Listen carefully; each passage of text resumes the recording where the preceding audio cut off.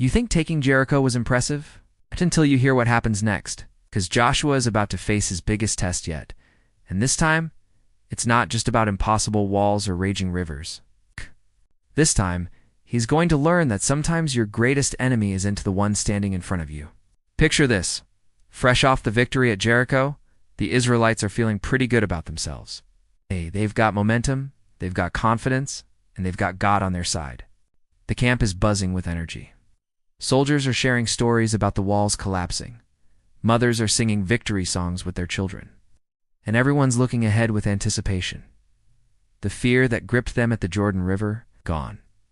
The doubt about whether they could actually conquer this land has vanished.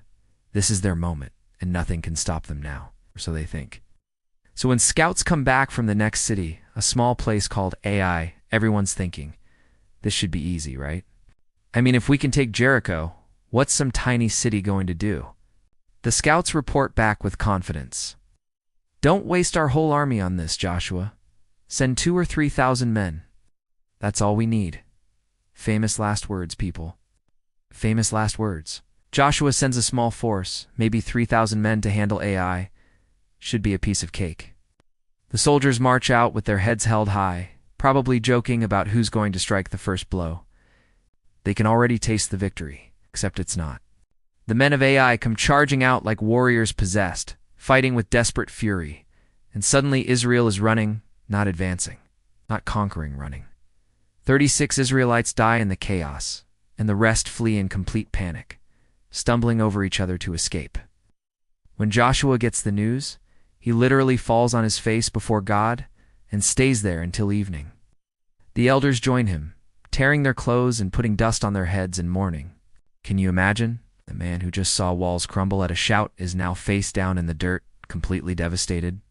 The camp that was celebrating just hours ago is now gripped by fear and confusion. God, what happened? He's crying out.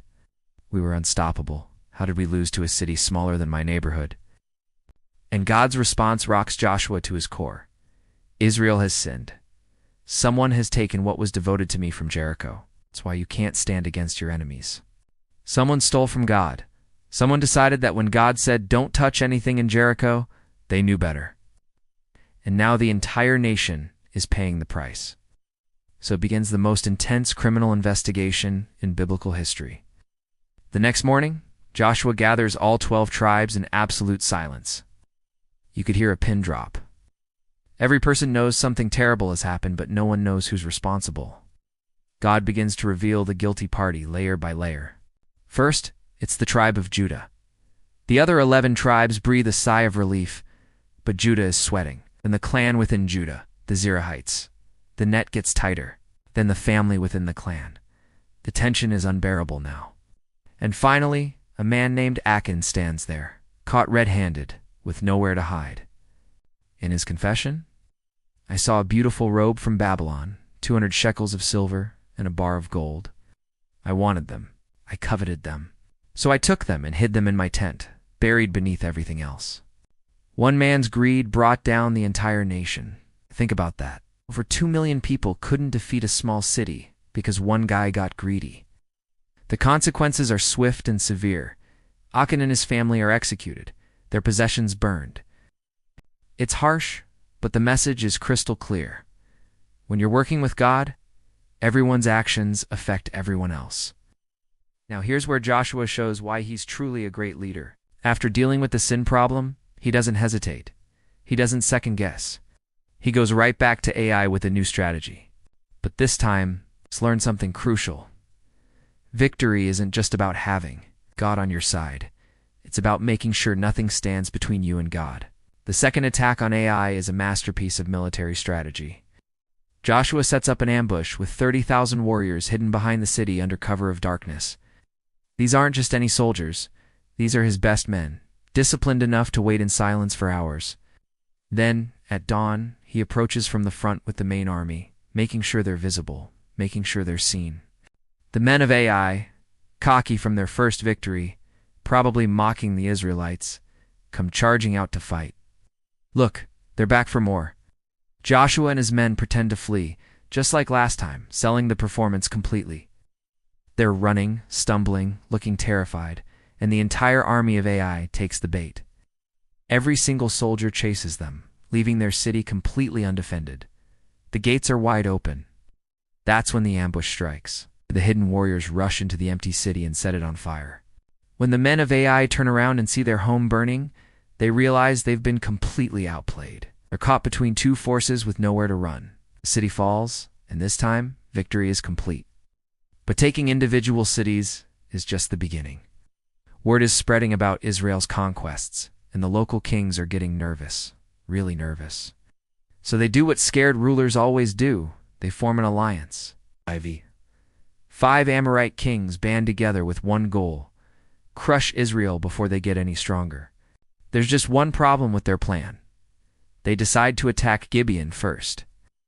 And Gibeon has just signed a peace treaty with Israel through a clever deception. When the Gibeonites send messengers running to Joshua saying, "Help us," the 5 kings are attacking. Joshua faces a crucial decision. Does he honor this treaty with people who deceived him and risk fighting 5 armies at once? Joshua doesn't hesitate. We gave our word. We fight. And he launches one of the most audacious military campaigns in history. He marches his entire army, all nished, about 20 miles uphill to launch a surprise attack at dawn. The enemy armies wake up to find Joshua and his warriors charging down at them from the hills, and panic sets in immediately. But here's where this battle gets absolutely insane. As the 5 armies flee in terror, God sends massive hailstones down from the sky. Stones so large, they kill more enemy soldiers than the Israelites do with their swords. And then Joshua realizes daylight is running out. If darkness falls, the enemy will escape and regroup. So Joshua does something that sounds like science fiction. He prays for more time. Sun, stand still over Gibeon. Moon, stop over the valley of Ajalon. And God stops the sun. For almost a full day, the sun doesn't set. Joshua gets all the daylight he needs to complete the victory. The 5 kings try to hide in a cave, but Joshua's men find them, drag them out, and defeat them completely. It's the most decisive victory in Israel's military history, and it happens on the longest day that ever existed.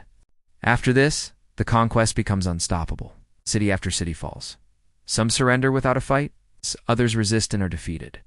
The southern campaign takes out city after city: Makota, Libnah, Lachish, Eglon, Hebron, Debir. Then the northern kings form a massive coalition under King Jabin of Hazor, an army described as numerous as the sand on the seashore, with horses and chariots. But Joshua strikes suddenly, defeats them completely, and burns their chariots. But what makes Joshua truly extraordinary isn't just his military genius. It's his unwavering obedience to God. Every victory comes because he follows God's instructions exactly. Every defeat teaches him something crucial. Every challenge makes him stronger. He transforms from Moses' assistant into the greatest military leader in Israel's history, not through his own strength, but through complete trust in God's plan. By the end of these campaigns, Joshua has done the impossible.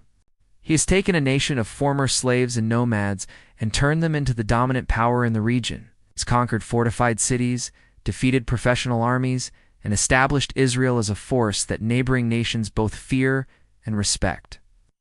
The Promised Land is no longer just a promise. It's becoming a reality, one victory at a time. And Joshua stands as living proof that God keeps his promises and that obedience to him leads to victory beyond what we can imagine.